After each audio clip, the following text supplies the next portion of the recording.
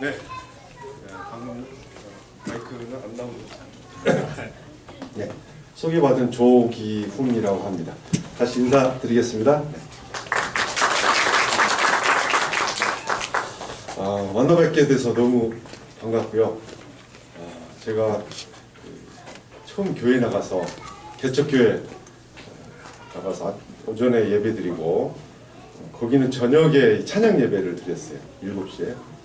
그래서 너무 좋아가지고 하루도 안 빼고 매주 저녁 7시에 가서 이렇게 찬양 예배를 드렸던 그때가 생각이 나네요. 앞에서 기타 치고 우리 청년들이 이렇게 하시니까.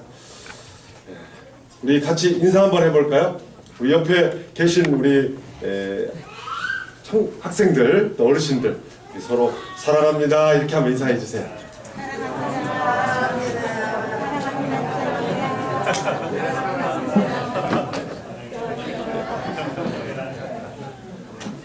우리가 인사할 때 잘해야 되는데 되게 인사할 때 보면 상대 눈을 바라보고 인사를 해야 되는데 눈을 안 보고 다른 데를 보고 인사할 때가 많아요.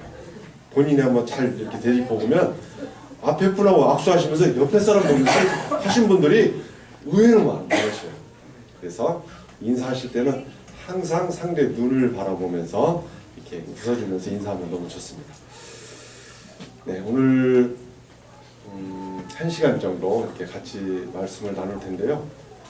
끝나고 또 이렇게 같이 하는 시간이 있으시다고 장로님께 말씀드렸습니다. 근데 오늘 이제 아내랑 같이 오셨는데 우리 또 진로와 커리어에 대해서 아주 전문가시라서 우리 저 아내가 답변을 다 해줘야 되지 않을까 그런 생각이 좀 드네요. 잘 모시고 왔다는 생각이 듭니다. 말씀을 한번 같이 좀 보고 시작하도록 하겠습니다. 빌립보서 1장 1절에서 빌립보서 1장 아니고 2장 1절에서 4절까지 한번 같이 두 절씩 나누어서 교독해 보도록 하겠습니다. 자, 다 보셨나요? 빌립보서 2장 제가 먼저 읽겠습니다. 그러므로 그리스도 안에 무슨 권면이나 사랑의 무슨 위로나 성령의 무슨 교제나 긍휼이나 자비가 있거든 마음을 같이하여 같은 사랑을 가지고 서로 생각하며 아무 일에든지 다툼이나 허영으로 하지 말고 오직 겸손한 마음으로 각각 자기보다 남을 낫게 여기고 각각 자기 일을 돌볼 뿐으로 각각 다른 사람들의 일을 돌봐 나의 기쁨을 충만하게 하라. 네, 오늘 이 말씀을 중심으로 한번 살펴보겠는데 제가 잠깐 기도하겠습니다. 하나님 아버지 감사합니다. 귀한 주일날 하나님 아버지께 예배하며 또 저희가 말씀을 듣고 나누며 귀한 시간을 갖고 있습니다. 아버지 하나님 이곳에 함께 하시고 성령 충만함으로 저희가 이 1시간 예배를 감당하게 하여 주시옵소서. 아버지 어떤 말씀을 듣든지 간에 주의 말씀이 진리고 또 길이고 생명인 줄 저희가 믿습니다. 하나님 우리의 마음이 늘 성령 충만하고 또 우리의 삶을 살아갈 때 하나님의 영광을 위하여 살아가게 하여 주시옵소서. 귀한 시간 함께 나누며 기쁨을 함께 할 수 있도록 은총을 베풀어 주시옵소서. 예수님의 이름으로 기도드립니다. 아멘. 예, 제가 우리 온생명교회 좀 우리 블로그 있더라고요. 그래서 한번 봤더니 잠실에 있는 잠실 중앙교회에서 이곳에 교회를 또 만드시려고 이렇게 나오신 분들이 세운 교회더라고요. 그래서 제가 89년 12월부터 94년까지 장미 아파트 27동 612호에 살았었어요. 네, 그래가지고 그때는 교회를 제가 안 나갔죠. 안 나가서 우리 중앙교회 그 담임 목사님께서 저를 전도하기 위해서 몇 번 찾아오셨는데 제가 안 만나드렸어요.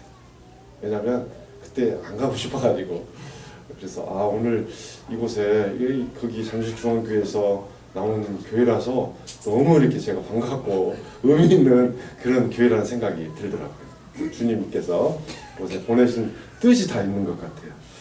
저는 이제 1981년도에 제가 그때 군산에서 살았었는데 군산의 개복동 교회라는 아주 오래된 교회가 있습니다. 예, 그 교회에 누나 친구가 누나하고 이제 같이 자취했었는데 누나 친구가 교회 가자고 하도 그래가지고 그때 처음으로 한번 갔던 것 같아요. 그래서 그때 지금 기억나는 것은 일어서 가지고 박수 받고 저녁에 청년 모임이 있으니까 꼭 나오라 이렇게 해서 제가 혼자 가기 부끄러워가지고 후배를 한 명 데리고 왔었어요. 데리고 왔는데 깜깜하게 불이 꺼져 있어가지고 뭐 어딘지 잘 모르겠는데 그때 그 정문에 있는 그 집사님께 어떤 모임이 있다는데 어디서 합니까? 했더니 지하 어디로 들어가라고 하더라고요. 그래서 갔더니 삥 둘러 앉아가지고 막 기타 치면서 지금 보니까 찬양을 하고 있었던 것 같아요. 그래서 조용히 한쪽에 앉아가지고 있는데 계속 그 노래만 하길래 너무 이상하다. 이게 뭐지? 잘못 온 것 같다 해가지고 조용히 일어서서 나왔던 것 같아요. 그리고 이제 그 잠실 중학교 목사님이 그때가 아마 91년 정도 됐을 거예요. 그때 찾아오셔가지고 이렇게 전도를 하려고 했었는데 거부하고 이렇게 안 가다가 제가 88년도 10월 달에 김포로 이사를 갔었어요. 그래가지고 거기서 그 개척교회 권사님이 바로 우리 아파트 마주보는 문 앞에 사셔가지고 한 달 동안 매일 찾아와가지고 한솔 아빠 교회 가야 돼요. 계속 그래가지고 너무 힘들었는데 무슨 총동원 주일이라고 있다고 그래가지고 그날 가자고 그래서 제가 알겠습니다. 가겠습니다. 이렇게 해서 그때 갔었는데 와 그때 그 제 영혼을 깨우는 그 목사님의 말씀이었던 것 같아요. 제가 태어나서 그런 그 이야기를 들어본 적이 처음이었어요. 너무 좋아가지고 매주 한 번도 안 빠져왔어요. 막 술을 먹고 담배 피고 했을 때도 술 취해가지고도 아침 일어나서 막 가고 이렇게 그러면서 항상 와 이 얘기를 듣는 내가 뭔가 해야 되지 않나 해가지고 항상 10,000원을 헌금했던 것 같아요. 그 저녁에 밥 먹고 나서 또 그 예배 저녁 예배 가고 그래서 거기서 그 다음에 11월 달에 제가 세례를 받았어요. 그때 이제 첫 번째 거듭났었고요. 그리고 온누리교회 제가 섬기고 있는데 2002년도 8월 달에 교회 처음 갔다가 거기는 저 등록 과정이 있어요. 7주간. 그래서 그걸 다 마쳐야 등록을 받아주거든요. 근데 3번인가 2번인가 하고 안 나갔다가 2003년도 2월 달에 갑자기 교회가 가고 싶은 거예요. 그래서 그 교회를 이제 다른 교회에 나가다가 갔는데 작년에 등록 과정을 안 마치신 분을 이번 토요일 날 사진을 가지고 오면은 나머지 전부 다 보수 교육을 하고 등록을 해줍니다. 왜냐면은 그때는 지금은 그렇지 않는데 등록을 하려면 그 해에 7주를 다 마쳤어야 돼요. 안 마치면은 그 다음에 1주부터 다시 했어야 돼요. 그래서 와 그때 하나님이 저를 이렇게 너무 예뻐하시는구나 그런 생각을 했어요. 그래서 토요일 날 오후에 1시에 가가지고 그 4주를 다 마치고 나머지 사진을 붙이고 등록 카드를 쓰고 그때 등록을 했어요. 그래가지고 막 그때부터 너무 열심히 저희 저희 공동체 목사님이 너무 저를 막 이렇게 집중 마크를 하셔가지고 제가 굉장히 거기서 훈련을 많이 받았어요. 가자마자 막 순예배 나가야 된다, 구역예배죠. 나가야 된다, 뭐 순장을 해야 되니까 구역장 해야 되니까 순장 사관학교 15주 해야 된다, 뭐 1:1 양육자 뭐 해야 되고 또 막 동반자 해야 되고 막 계속 해가지고 막 쉴 새 없이 시키더라고요. 그래서 막 거의 제가 어제 그 저희 교회는 이제 그 양육 이력이 쭉 있는 그런 홈페이지가 있어요. 그래서 들어가서 한번 봤어요. 봤더니 그렇게 제가 많이 모든 걸 다 했다고 생각했는데 교회에서 하라고 한 거에 한 5분의 1밖에 안 했더라. 다 가입표 돼 있고 저 밑에 동그라미 된 게 좀 있더라고요. 동그라미 된 것은 이제 제가 마친 과정. 야, 그래서 아직도 멀었구나. 제가 뭐 성경 공부도 로마서, 요한복음, 뭐 갈라디아서, 막 이사야서 막 다 성경 공부 다 했는데도 또 계속 늘어나가지고 거기에 막 느헤미야 막 이게 계속 붙어 있는 거예요. 그게 그래서 야 아직도 많구나. 그래서 제가 이제 막 그런 훈련도 많이 받고 하면서 그렇게 하다 보니까 이제 목사님이 의도가 다 있었던 것 같아요. 아, 조기훈이라는 사람을 좀 이렇게 헌신자로 세워야 되겠다 이런 생각을 하셨던 것 같아요. 그래서 제가 계속 뭐 주차 봉사하라, 예배 안내하라, 뭐 하라, 어디 가야 되나 해가지고 그때마다 다 그냥 예 알겠습니다 이렇게 하면서 했던 것 같아요. 그래서 오늘 제가 여러분들하고 좀 나눌 얘기는 이 헌신, 섬김과 헌신, 그리고 그 섬김과 헌신을 어떻게 해야 되는지. 그래서 우리가 말씀 빌립보서 말씀 보셨던 것처럼 아무 일이든지 다툼이나 허영으로 하지 말고 오직 겸손한 마음으로 각각 자기보다 남을 낮게 여기고. 제가 섬기고 헌신하면서 지금까지 달려오면서 그렇게 해야 되겠다라는 그런 깨달음이 있었고요. 그 다음에 그렇게 하기 위해서는 우리가 삶에서 정말 그리스도의 향기를 나타내기 위해서 삶이 순결해야 되겠다, 이런 깨달음이 있었습니다. 그래서 그 두 가지를 한번 쭉 얘기를 여러 가지 곁들여서 얘기를 하고요. 또 궁금하신 사항들 그런 것들은 일단 예배 끝나면 함께 나누는 시간을 갖도록 그렇게 하겠습니다. 그래서 저는 이제 섬김을 할 때 몇 가지가 있는데, 섬김을 우리가 이제 봉사라고도 하고 뭐 헌신이라고도 하고 이렇게 하지 않습니까? 근데 그 섬김에는 반드시 자기 희생이 있어야 된 것 같아요. 자기 희생이 없으면은 이제 여러 가지 어렵죠. 그리고 동기가 있죠. 섬김의 동기가. 저처럼 목사님이 막 하라고 시켜서 아니면 뭐 장로님이 권사님이 뭐 요구를 해서 이렇게 하는 것이 아니라 이 영적인 동기가 있어야 된다. 그래서 이 영적인 동기가 없으면은 보상 심리가 작용하는 거죠. 그래서 아까 말씀드린 자기 희생이 없을 때, 자기 희생이 없을 때는 뭐랄까, 자기 존재감을 드러내려고 하잖아요. 그러다 보니까 존재감이 드러나지 않으면은 화가 나는 거죠. 화가 나서 막 뭐 하다가도 왜 이런 걸 해야 돼? 오후 2시 예배는 예배를 드려야지 왜 뭐 강의를 합니까? 예를 들면 막 그런 얘기를 할 수 있고, 제가 이제 의정부교도소 섬기러 자주 가는데 거기 가면은 마지막에 세족식을 해요. 그래서 동료 발을 닦아주는데 거기에서 반드시 너댓 명은 못한다고 막 소리를 지르는 사람이 있어요. 내가 더럽게 왜 이 사람 발을 닦아줘야 돼요? 이렇게. 그러면 하라고 할 수 없잖아요. 그럼 이제 제가 닦아줘야 되는 거죠. 그 다음에 이제 영적 동기가 없을 때 아까 말씀드린 대로 보상 심리가 작용하기 때문에, 예를 들면 뭐 저녁에 섬길 때는 되게 김밥 이런 걸 드시고 이제 해요. 그러면은 왜 매일 김밥만 주냐, 좀 다른 것도 좀 샌드위치 좀 줬으면 좋겠다, 이렇게 불만을 얘기한 사람이 있어요. 다 이제 사역이 끝나고 디브리핑 하면 그 시간에 할 얘기 있으면 하세요 하면 그런 얘기를 해요. 우리 사역에 대한 얘기를 하는 게 아니라. 그러면 우리 사역비로는 김밥 정도가 가장 좋습니다, 이렇게 얘기하면, 그러면 그 김밥을 좀 다른 그 김밥집 거 좀 김밥을 주세요, 이렇게 얘기하는 사람이 있어요. 그럼 막 우리가 쭉 하죠. 다른 사람 얘기를 안 하잖아요. 이제 그런 영적 동기가 없으면 그렇더라고요. 그 다음에 이제 성령 충만함으로 섬겨야 되는데 그렇지 못할 때, 이때는 이제 이성이 작용해가지고 이제 내 마음대로 하고 싶은 거예요. 예를 들면 여기 의자를 다 치우고 밖에 꺼내놓고 여기서 뭘 합시다 하면은 의자를 안 꺼내놓고 해도 되고 옆에 치워놓고 해도 되는데 왜 그렇게 해요? 또 이렇게 시비를 거는 사람이 있어요. 그럼 너무 그럼 막 이제 갈등이 생기잖아요. 이분 얘기를 드려야 될까? 원래 하던 대로 해야 될까? 막 이런 게 있죠. 그리고 또 섬길 때 꼭 저는 이제 은사대로 섬겨야 된다. 그리고 공동체 안에서 해야 된다. 이런 얘기를 드리고 싶어요. 그 다음에 이제 헌신이라고 우리가 또 얘기를 또 많이 합니다. 또 헌신이라고 얘기할 때도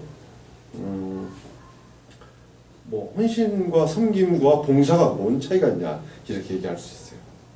근데 저는 이제 헌신을 얘기할 때 우리가 뭐 헌신자 스쿨도 하고 뭐 헌신 예배도 드리고 많이 하는데, 대개 헌신하면 이 육체적 헌신을 많이 생각하는 경우가 있어요. 근데 물론 육체적 헌신 중요하죠. 몸으로 하지 않으면 할 수가 없으니까. 근데 그거보다 더 중요한 것은 이 마음의 헌신이 너무 중요하다. 마음의 헌신이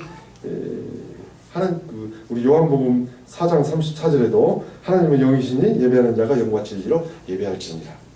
영적인 예배가 중요합니다. 그래서 이게 헌신할 때 그런 마음으로 헌신하는데 어떻게 마음으로 헌신해야 되는가? 우리가 헌신을 그런 마음으로 조금만 헌신해도 되는가? 저는 그건 아니라고 봐요. 85% 헌신, 뭐 90% 헌신, 그건 아니다. 내가 예를 들어서 아내를 사랑하는데 여보 제가 85%만 사랑할게요. 이렇게 하면 어떻게 되겠어요? 그죠? 안 되잖아요. 아들아 딸아 내가 너 85%만 사랑한다? 이렇게 하면 안 되죠. 그래서 100% 사랑해야 됩니다. 여보 제가 100% 사랑합니다. 이렇게 얘기해야 좋잖아요. 그죠? 그래서 저는 헌신은 100% 헌신해야 된다 이렇게 생각하는 거예요. 조금만 헌신하고 말까? 하기 싫은데 이러면 안 된다는 거죠. 그래서 저는 이제 그 헌신을 저도 많이 그렇게 생각하게 되고 제가 살면서 실천하려고 노력하게 되고 이런 과정이 굉장히 있었죠. 아침 다른 분들은 다 경건하게 성경책 들고 이렇게 엘리베이터 타고 예배 드리러 올라가는데 저희 예배당이 3층, 4층에 있으니까 저는 그때 막 이 무거운 막 긴 테이블 있잖아요. 저는 노란 테이블. 저것보다 더 두꺼워요. 무거운 거 옛날에. 지금은 가벼운데. 그걸 지하 막 3층에서 그걸 끌고 지하 지상 4층까지. 왜냐면 4층에서 4층에서 세팅을 해야 돼. 8시 40분에 시작하는 양육자만 그걸 세팅을 해야 되니까. 그때 너무 힘들었어요. 특히 여름에. 그래가지고 안 하고 싶더라고요. 나도 막 좀 기분 즐겁게 기쁜 마음으로 예배 드려야 되는데 내가 막 왜 그렇게 해야 되지? 그래가지고 막 안 해버린 적도 있어요. 안 나가버리고. 근데 제가 이제 깨달은 것은 제가 2008년도에 상담을 공부하기 위해서 이제 두란노 바이블 칼리지 등록을 하고 이제 첫 그 나눔 시간 막 소개하고 막 그런 시간이 있었어요. 그때 여러 가지 그 좌우명 또 뭐 묘비명 막 이런 거 막 이렇게 그런 시간이 있었는데 제가 항상 하는 얘기가 저는 묘비명에 예수를 알고 예수를 믿다가 예수님 곁으로 간 사람 조기훈 이렇게 썼으면 좋겠어요. 이렇게 얘기를 했었어요. 근데 제가 이제 중간에 막 그 일 때문에 또 못 다니다가 2002년 12년도에 수료를 했거든요. 그때도 끝나는 시간에 종강 시간에 그런 시간이 있었어요. 근데 똑같이 제가 그 얘기를 하더라고요.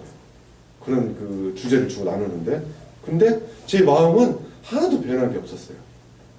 그래서 내가 예수님을 믿고 예수님을 알고 예수님을 믿고 예수님 곁으로 간 사람 조기훈 이렇게 그 얘기를 2008년도에 했었는데 4년 뒤에도 똑같이 얘기를 하고 있네. 근데 내가 이렇게 막 어떤 그 마음은 변한 게 없네 이런 생각이 든대요. 그래서 헌신이라는 걸 그렇게 하면 안 되겠구나 이런 그 생각을 하게 되었고요. 그 다음에 2013년도에 그 인도네시아에 단기 선교를 갔었는데 그때 이제 그 자바섬에 가장 많은 종족이 순다족이라고 있어요. 인도네시아 인구가 한 1억 정도 되는데 한 3천만 명이 순다족입니다. 근데 거기에 이제 그 무슬림에도 저희 그 개신교처럼 목사님과 같은 역할을 하신 분이 있어요. 그 사람들을 이제 이맘이라고 합니다. 그 이맘인 사람이 전도가 돼가지고 그분이 그 이맘들 모임에서 성경책을 몰래 배포하는 그런 사역을 해요. 그러니까 잘못해서 걸리면 이분은 이제 막 공동체에서 쫓겨나고 잘못하면 굉장한 그 무슬림법에 의해서 이렇게 처벌받을 수가 있죠. 그럼에도 불구하고 이게 순다족 그 이맘들이 모이는 데니까 그 리더십들이 모이니까 그 사람들한테 성경을 주면은 복음 전할 수 있는 확률이 굉장히 높아지고 리더가 변하니까. 그리고 이 무슬림들이 보니까 이 성경의 그 시편 이걸 굉장히 소망을 한대요. 그 책을 한번 읽어봤으면. 근데 이제 그 시편 막 이런 것들을 그 부분 그 책만 번역해가지고 이렇게 사역을 이렇게 나눠주는 사역을 하는데 저희가 그 간증을 쭉 들으면서 정말 대단한 목사님이시다. 어떻게 그렇게 하십니까? 어떤 그 동기 때문에 그렇게 하십니까? 라고 해서 저희는 막 대단한 결심을 하고 막 회심이 있고 막 그런 줄 알았어요. 근데 그 목사님 이제 목사 안수를 받았어요. 그분이 하나님과 친밀해지면 사역이 자연히 따라옵니다. 이렇게 얘기를 하더라고요. 그래서 그게 뭐지? 그랬는데 그분이 이제 쭉 우리가 또 막 추가 질문을 하고 하니까 말씀 보고 기도하고 큐티하고 예배드리고 막 하다 보면 하나님과 관계가 막 좋아지면서 하나님과 친해진대요. 그러면 자연히 사역이 생기고 사역이 또 막 이렇게 하고 싶어진대요. 그래서 그게 맞구나. 왜냐면 저희 교회에서 1대1 하거든요. 1대1 쭉 16주 하는데 맨 마지막 과가 뭐냐면 사역하는 삶이에요. 그러니까 뭐 구원의 확신도 배우고 하나님의 속성도 배우고 예수 그리스도에서도 배우고 큐티도 배우고 성경 전도 기도 교제 뭐 성령 충만한 삶 뭐 시험 받는 삶 그다음에 순종하는 삶 그다음에 마지막에 사역하는 삶이거든요. 그래서 모든 게 다 이렇게 되면 그때 사역을 하게 된다는 얘기죠. 왜? 예수님께서 예수님이 친구로 여기시고 같이 동역하자고 동역자라고 얘기를 하셨잖아요. 그러니까 동역자의 삶이 그 사역인 거죠. 그래서 저는 막 이렇게 누가 시켜서 막 잘 보이기 위해서 내가 해야 될 것 같아서 그렇게 하는 게 아니라 하나님과 친해지면 사역이 자연히 따라오는구나, 헌신하게 되는구나, 그걸 깨달았어요. 그래서 또 이제 저희가 막 공부를 하다 보니까 제가 발견하게 된 게 뭐냐면 예수님께서는 우리에게 원하시는 헌신이 그 정도가 있어요. 그게 뭐냐면 아까 얘기한 85% 헌신 그런 게 아니라 온전한 헌신을 원하시는 거죠. 그러면 우리는 온전한 헌신, 우리가 어떻게 온전한 헌신을 하냐, 온전한 게 도대체 뭐야? 이렇게 하는데 온전하다는 제가 신학적으로는 잘 모르겠지만 제가 지금까지 신앙생활을 하면서 깨달은 것은 하나님이 됐다라고 생각하면 그게 온전한 거예요. 예를 들어서 제가 자녀가 있는데 다음 주 내일부터 중간고사예요. 근데 얘가 하루에 한 4시간 정도 공부를 해야 되는데 공부를 안 하고 매일 놀기만 하네. 그러면 얘가 시험 공부할 때 내가 생각하는 정도 4시간을 얘가 매일 했다 그러면 얘는 됐어 이렇게 생각하는 거죠. 4시간 다 하고 나니까 저녁 7시밖에 안 됐네? 그럼 얘는 다 한 거예요. 제가 그렇게 봐주는 거죠. 그죠? 하나님께서, 예수님께서도 그런다는 거죠. 그래서 남과 같은 하나님과 같은 그런 헌신, 아니면은 어떤 양을 채우는 헌신, 어떤 다른 사람과 비교하는 헌신, 어떤 헌금을 매월 100만 원씩 하는 분이 있어요. 저는 한 달에 지금 수입이 없으니까 저는 11조를 못 하고 있어요. 예를 들면. 그러면 그건 저분은 엄청난 헌신하는 거, 나는 헌신을 하는 게 아닌가? 그건 아니라는 거죠. 그 다음에 헌신하면 또 물질의 축복을 주고, 그건 아니죠. 우리 누가복음 21장에서 두렙돈 헌금한 과부 이야기 있잖아요. 바리새인들은 사람들이 보는 앞에서 쩌렁쩌렁 소리 나게 이렇게 헌금을 했잖아요. 자기는 큰 돈 한다는 얘기죠. 그럼 과부는 두렙돈. 자, 2g 제가 찾아보니까 그람수로 따지면 2g이더라고요. 하루 품삯. 그걸 또 전부를 다 드렸잖아요. 그러니까 예수님께서 과부의 두렙돈이 더 큰 헌신이다라고 얘기를 해주셨잖아요. 그만큼 우리가 언제나 헌신은 내 마음을 정성을 다해서 100% 헌신한다. 내가 우리 아내를 사랑하는데 제가 생각하기에 본인은 아니지만 이건 100% 사랑한 거야 라고 하면 그건 100% 사랑인 거죠. 그래서 저는 그런 사랑을 언제 느끼냐면 어머니의 사랑 생각할 때 시골에 가면 막 엄청 싸주잖아요. 그럼 이거 버리는데 갖고 가면 그래도 계속 싸주죠. 자기 마음을 어머니가 그걸로 다 표현하는 자식에 대한 사랑. 그 다음에 여러분들 아마 많이 다 읽어보셨을 텐데 그 엄마라고 불러도 돼요라는 책을 쓴 KT 데이비스 있어요. 미국의 스탠퍼드 대학을 다니다가 대학을 입학을 준비하고 있다가 16살인데 16살 때 자기가 우간다 단기성회를 갔다 왔는데 그 아이들이 너무 머릿속에 아른아른거리는 그래가지고 스탠퍼드 다니다가 중도에 학교를 그만두고 우간다로 가서 13명인가 입양해서 아이들로 키우잖아요. 그 다음에 또 제가 이제 선교교회 선교사역을 오래 했는데 캐머런 타운센드는 과테말라에서 선교사역을 하면서 2차 대전에 끌려가지 않으려고 그때 해외 선교를 나가면 미국이 선교에 부응할 때이기 때문에 선교를 나가면은 면제해 줬어요, 병역을. 그래가지고 이분이 그 과테말라에 성경 배포하는 사역을 할 사람 하니까 자기하고 몇 명이 손을 들었어요. 그리고 이분이 이제 과테말라에 선교 배포하는 스페인어 성경을 배포하러 갔는데 거기서 인디언이 당신의 하나님은 우리말을 하지 못합니까? 이 얘기를 한 거예요. 왜냐하면 스페인어는 읽지를 못하니까 그분들은 이제 현지 그 토착민들. 그래서 이분이 거기서 막 정신이 바짝 깨가지고 현지 언어로 성경을 번역해야 되겠다 해가지고 위클리 성경 번역회, 지금으로 얘기하면 그때는 이제 다른 이름이었는데 그 성경 번역회를 만들어서 지금 막 모든 종족 이름으로 지금 성경 번역하고 있죠. 저는 그분의 그 전기를 읽으면서 와, 이분이 학교도 중단하고 아버지가 막 그렇게 야단치고 막 엄청나게 어려워. 그때는 왜냐면 그 밀림 가운데 그 복음을 전하러 가려면은 갈 수가 없어요. 막 조그만 조각배를 타고 강을 거슬러 가다가 악어에 물려 죽을 수도 있고. 그래가지고 막 미국에 와서 막 모든 사람을 찾아다니면서 비행기를 사주십시오. 비행기를 타고 뭐 해야 됩니다. 그래가지고 그 아내가 거기서 죽고 또 그 현지인하고 또 결혼했는데 또 아내가 죽고 해가지고 그래도 계속 복음 전했던 그렇게 그게 헌신이구나. 막 진심에서 우러났어. 그래서 여러분도 한번 기회 되시면 그 카메론 타운샌드 한번 읽어보시면 어떻겠어요. 그래서 저도 이제 제가 그 신앙생활 하면서 정말 저보다 또 훨씬 많이 하고 섬김 많이 하고 사역 많이 하는 분도 있겠지만 모든 걸 다 했던 것 같아요.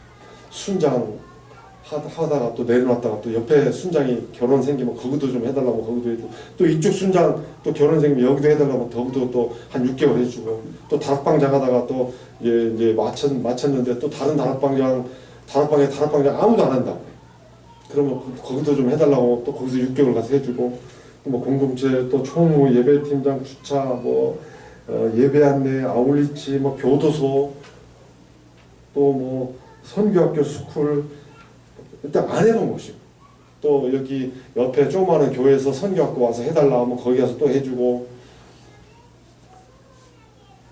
그러면 이제 저는 그거 뭐냐 집에서는 그럼 그걸 집에서 안 좋아하죠. 그러니까 이제 뒤에 말씀드리겠지만 가정부터 잘 섬겨야 됩니다. 전신을.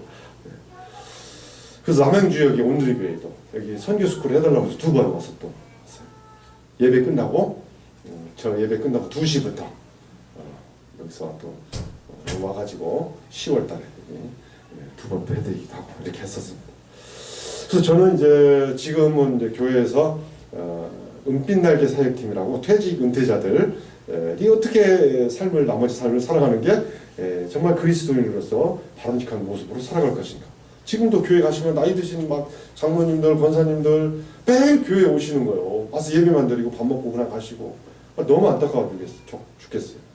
밖에 나가서 다른 분들 좀 섬겼으면 좋겠는데.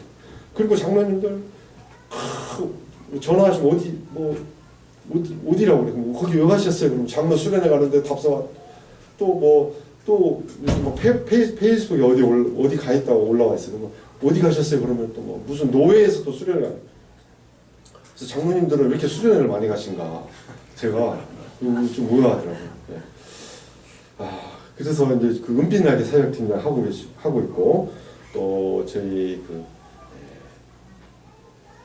이제 중부 지역의 아버지 학교라고 서울 중부 지역 거기 중부기도 팀장을 하고 있습니다. 그래서 저는 이제 은빛날개 사역팀장을 하면서도 많은 분들이 여기 왔다 그냥 팀장 하시다 가시고 총무하다 가시고 또 뭐 찬양 섬기다 가시고 뭐 하셨어요. 근데 저는 제가 2015년도부터 5년간 하고 있는데 모든 사역 중에서 가장 오래 한 것 같아요. 정말 안 하고 싶었어요. 왜냐하면 사역을 오래 하면 다른 분들이 힘들어지거든요.